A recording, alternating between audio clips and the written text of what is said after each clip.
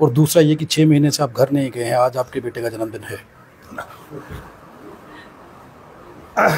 6 महीने तो नहीं, लेकिन काफ़ी समय हो गया घर गए हुए। बेटे का जन्मदिन है, उन परिवार के लोग बेटे का जन्मदिन सेलिब्रेट कर रहे हैं। मैं जो देश के करोड़ों बेटे जो हैं, जो रोजगार की तलाश कर रहे हैं, मैं उन बेटों के उज्जवल भविष्य के लिए, और यहाँ जम्मू कश्मीर के जो बेटे हैं जो उम्मीद कर रहे हैं कि मूवमेंट आगे बढ़े, उन बेटों के लिए, उन भाइयों के लिए, उन माओ बहनों के लिए अपनी ड्यूटी अदा कर रहा हूँ।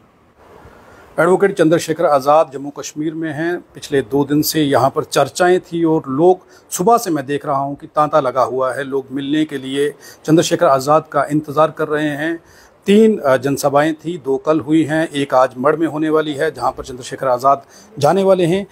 इस वक्त भारत को और भारत के अंदर की राजनीति को चंद्रशेखर आज़ाद कहाँ देख रहे हैं, यहाँ से सवाल शुरू करेंगे। उसके बाद चंद्रशेखर आज़ाद के बारे में कुछ बताने का प्रयास करेंगे, क्योंकि जम्मू कश्मीर के लोग पिछले 4 साल से इंतज़ार कर रहे थे कि चंद्रशेखर आज़ाद जम्मू कश्मीर की धरती पर पांव रखें। जैसे ही वो जम्मू पहुँचे हैं, लोगों के दिल और दिमाग में ये चल रहा था कि एक मुलाकात सिर्फ चंद्रशेखर आज़ाद से हो जाए। बहुत बहुत स्वागत है सर जम्मू कश्मीर की धरती पर। जय भीम। जय भीम सर। जम्मू कश्मीर से कैसा प्यार मिल रहा है? कल से आप यहाँ पर हैं, जिस तरफ आप जा रहे हैं सिर्फ एक ही चर्चा है, चंद्रशेखर आज़ाद, चंद्रशेखर आज़ाद। जम्मू कश्मीर को मैं इस तरह देख पाया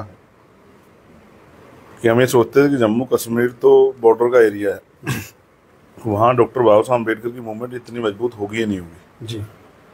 लेकिन मैं धन्यवाद दूंगा मिशन 78 के साथियों का कि उन्होंने इतनी मजबूती से यहाँ काम किया है कि यहाँ भी मूवमेंट बहुत मजबूत है जी। और अच्छी बात यह है कि सिर्फ पुरुषों में नहीं, महिलाओं में भी बाबा साहब अम्बेडकर के विचार और संतों गुरु महापुरुषों के विचार फल फूल रहे हैं, और वो लोग मानसिक रूप से तैयार हैं कि बहुजन मूवमेंट को आगे बढ़ना चाहिए, बहुजन मूवमेंट काम यहाँ होना चाहिए। जी। जम्मू कश्मीर में आप आए हैं, 6 उम्मीदवार आपकी पार्टी से इलेक्शन लड़ रहे हैं, लोगों का भरपूर समर्थन है। कल की रैली देखने के बाद ये समझ आ रहा है कि लोग बदलाव चाहते हैं।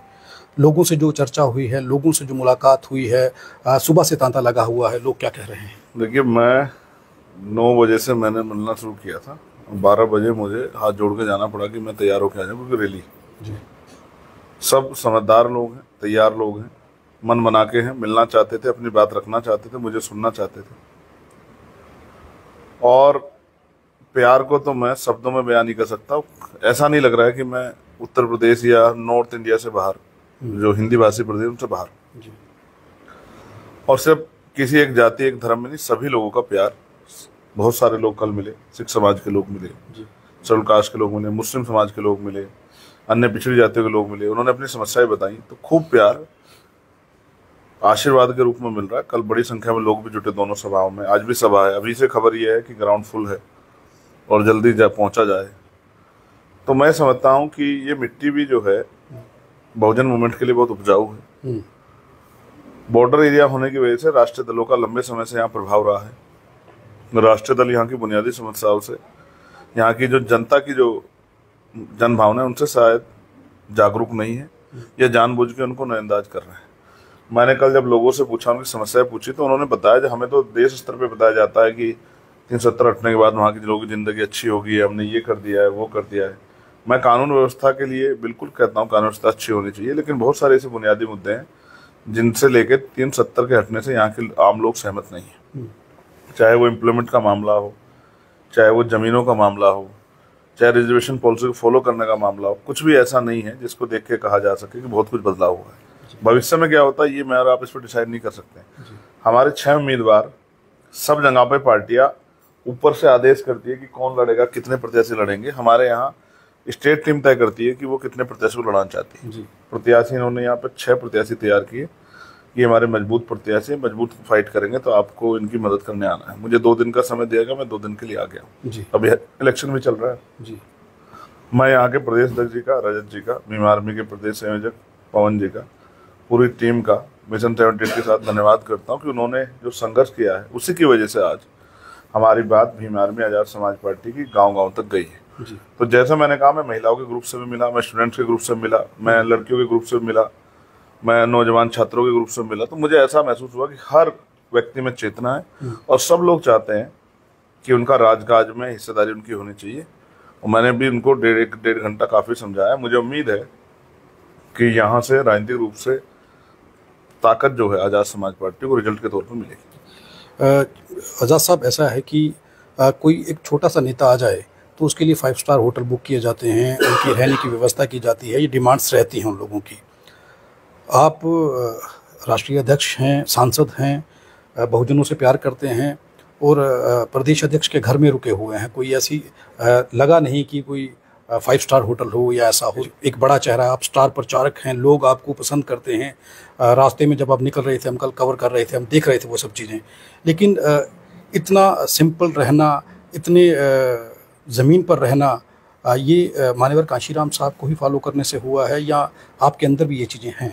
देखिए, हम लोग जिनका नेतृत्व कर रहे हैं उनके जीवन में बहुत सारी समस्याएं हैं जी।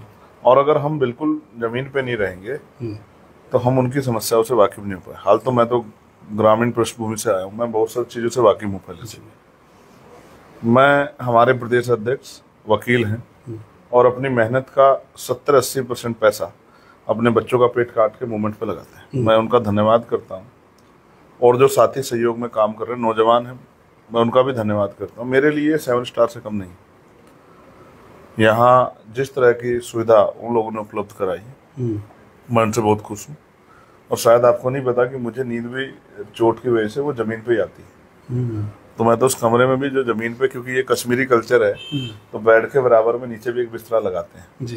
कि कोई ऊपर सोना चाहे तो ऊपर सोचा है, वो नीचे। तो मैं नीचे ही सोया। यह है कि देर रात तक नींद नहीं आई, क्योंकि बाहर उस तरह के एटमॉस्फेयर में आदत नहीं होती जी। लेकिन फिर भी एक बहुत सुकून और एक बहुत सारा प्यार। और फिर मैं कहूँगा कि हमने तो ये सब अपने महापुरुषों से सीखा है जी। जब हम उनका आंदोलन चला रहे हैं तो उनकी तरह ही चलाना चाहिए। यही बात आंदोलन को कामयाब कर सकती है। तो मैं खुश हूँ। मेरे लिए 7, 8, 9, 10 जितने भी स्टार होते होंगे उन सब स्टार से अच्छा है। और मैं सांसद भी इन लोगों ने बनाया जी। इन्होंने अपनी मेहनत कमाई से बनाया जी। और मुझे नेता भी इन लोगों ने बनाया। मेरे पास तो जो कुछ है सतगुरु रविदास जी महाराज का आशीर्वाद है और तमाम हमारे संतों गुरुओं महापुरुषों, भगवान वाल्मीकि का, गुरु नानक जी का, गुरु नामदेव जी, तमाम जो हमारे संत गुरु हैं उनका आशीर्वाद से जो कुछ है और मेरे भाइयों के प्यार से, बहनों के, वो ये मैं इसमें खुश हूँ जी। मेरे लिए ये सबसे बेहतरीन जगह है और मैं इसके लिए अपने पार्टी के प्रदेश अध्यक्ष रजत जी का बहुत धन्यवाद करता हूँ कि और उनकी वजह ये हुआ है कि इसके लिए मैं क्षमा प्रार्थी भी हूँ कि हम बहुत संख्यक लोग यहाँ रहने से उनके परिवार को बराबर के घर में शिफ्ट होना पड़ा। इसके लिए मुझे कष्ट है, खेद है अपने माँ बहनों से कि ये तकलीफ उनको उठानी पड़ी, लेकिन अब ये भी जिम्मेदारी है। लेकिन मैंने कुछ औरतों से बात की है, उन्होंने कहा है कि हर घर में एक बेटा चंद्रशेखर आज़ाद होना चाहिए, ज़रूरत है समय की। कोशिश तो कर रहे हैं। मैं हम डॉक्टर बाबा साहब अम्बेडकर मानव काशीराम साहब तो नहीं तैयार कर सकते, लेकिन कोशिश कर अपने जैसे लोग जो बेटे हैं उन्हीं को चंद्रशेखर आज़ाद जैसा, यानी कि मिशनरी भावना के साथ जोड़ के जी। और सोशल रिस्पॉन्सिबिलिटी, सामाजिक जिम्मेदारी उनको का एहसास कराएं और पे बैक टू सोसाइटी का ध्यान रखते हैं। हम लोग समाज का हाथ पकड़ के रखें जी। देखो भाई, मैं तो संसार साहब एक चीज जानता हूँ, वो एक कहावत है और हमारे गुरुओं की वाणियों में कि सूरा सो पहचानिए जो लड़े दिन के है जी। और पुरजा पुरजा कट मरे कभी ना चढ़े के। जब तक इस समाज में बहादुर योद्धा तैयार नहीं होंगे और वो भी समाज के इस दायित्व यानी कि जिम्मेदारी के प्रति, तब तक समाज पैरों पर नहीं खड़ा हो सकता जी। और वो माँ के पेट से तो जन्म नहीं लेंगे, वो विचार से जन्म लेंगे। विचार की यानी कि कैडर की ताकत से। मैं तो अपने कैडर के दोनों साथियों का, अश्वनी जी का, बोकाडिया जी का, ब्रजपाल जी का भी धन्यवाद दूंगा कि उन्होंने यहाँ कैडर किया था। उसका इतना प्रभाव हुआ कि यहाँ के लोगों ने, नौजवानों ने अपनी जिम्मेदारी का एहसास किया और ये 4-6 महीने की मेहनत है कि आज हमारे कई प्रत्याशी दौड़ में हैं कि वो जीत भी सकते हैं और जीत के करीब भी रह सकते हैं। मेरा काम ये था स्टार प्रचार के तौर पे कि अपने जो कार्यकर्ता पदाधिकारी उनके अंदर हिम्मत पैदा करना कि उनके अंदर हिम्मत पैदा हो और वो अपने काम को ईमानदार से करें जी। अब मैं देख रहा हूँ कि वो हिम्मत पैदा होगी। अगले 4-5 दिन वो जितनी मेहनत से काम करें उसी तरह का रिजल्ट हमारे सामने आएगा। बहुसंख्यक रूप से समाज यहाँ रहता है, अगर वो हर घर तक चले गए मेरा पैगाम लेके, इसी में हमारा प्रत्याशी जीत जाएगा, मैं मानता हूँ। लोग तो कह रहे हैं कि हमारा वोट जो है वो चंद्रशेखर आज़ाद को है, वो हर उम्मीदवार में आपको देख रहे हैं। हाँ, तो यही पॉलिसी है भाई। वो उम्मीदवार भी चंद्रशेखर आज़ाद है, यहाँ के प्रदेश खुद में चंद्रशेखर आज़ाद है और मैं तो जैसा भाइयों हम सब लोग मिशनरी लोग हैं, हम अपनी ड्यूटी कर रहे हैं और ड्यूटी करेंगे और किसी तरह से मूवमेंट आगे बढ़े इसके लिए लगातार। इनकी एक मांग जरूर है, ये अभी से पूछने लगे कि दोबारा कब आओगे। हाँ, ये एक चीज है। तो मैं इनसे कह रहा हूँ कि आप अपने यही जो है कैडर से चंद्रशेखर आज़ाद तैयार करो क्योंकि मेरे कंधों पे बहुत जिम्मेदारी है जी। अब फिर इसके बाद दिल्ली का इलेक्शन आएगा जी। अभी तत्कालिक महाराष्ट्र का और झारखंड का आ रहा है, फिर बिहार का आ जाएगा, तो मैं तो लगातार इसी काम में लगा रहूंगा, लेकिन फिर भी कोशिश करूंगा कि कैडर के लिए यहाँ जरूर आऊँ। वन नेशन वन इलेक्शन के बारे में जो चर्चा चल रही है उसे कैसे देख रहे हैं? देखिए, मैं तो मेंबर ऑफ पार्लियामेंट हूँ, जब वो बिल वहाँ पेश होगा तब उस पर देखेंगे क्या। अभी तो उसकी हम पे यही नहीं जानकारी है कि वो उसमें बिल में है क्या क्या प्रोविजन चाहती है। पर सरपंच के चुनाव, पंचायत के चुनाव, जिला परिषद के, नगर पालिका, नगर परिषद, कौन सा चुनाव इकट्ठा कराना चाहती है गवर्नमेंट, और गवर्नमेंट कितनी तैयार है इसके लिए। तो महाराष्ट्र का चुनाव तो करा नहीं पाए साथ में, झारखंड का चुनाव एक साथ था, ये बिफोर करा दिया है हरियाणा, और जम्मू 10 साल से रोक के बैठे हुए हैं।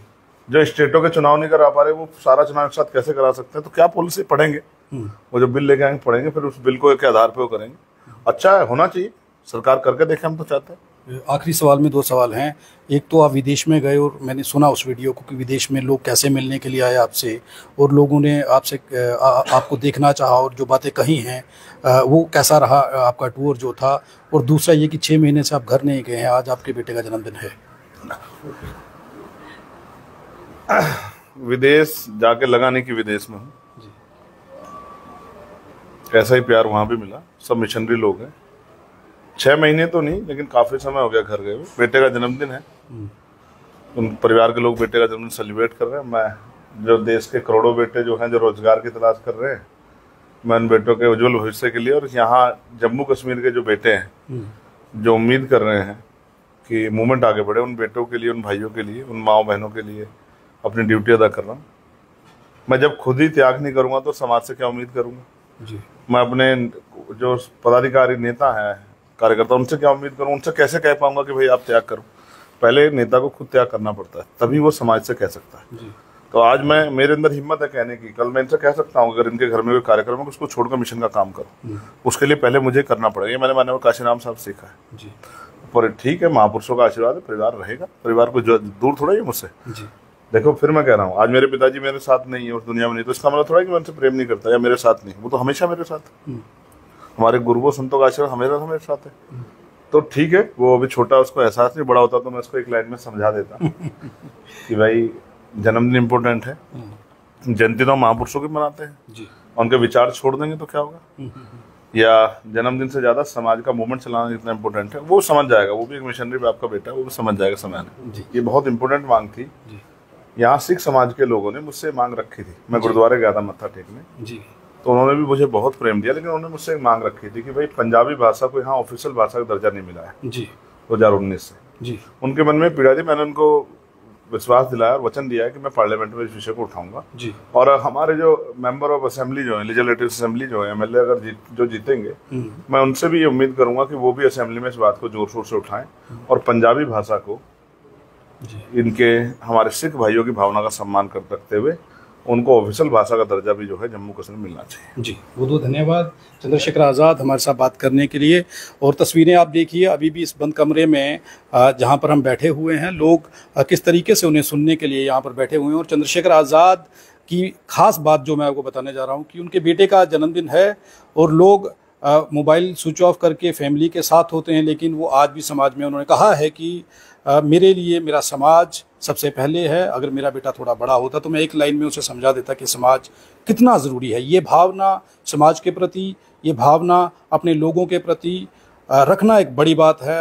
ये चंद्रशेखर आज़ाद जो कर रहे हैं ये मिसाल है। और जो कहा गया है, औरतों ने कहा है कि हर घर में एक चंद्रशेखर आज़ाद पैदा होना चाहिए, ये समय की ज़रूरत है। आप देखते रहें RTI इंडिया न्यूज़, लोकतंत्र का पहरेदार, ताकि हम पहुंचा सकें आप तक वो खबरें जो नहीं पहुंच रही हैं या फिर जो नहीं पहुंचाई जा रही हैं। धन्यवाद। हम किसी भी प्रकार का कोई विज्ञापन नहीं लेते हैं, हम आज़ाद पत्रकारिता करते हैं। अगर आप चाहते हैं कि आज़ाद पत्रकारिता जिंदा रहे तो RTI इंडिया न्यूज़ का आर्थिक सहयोग करें।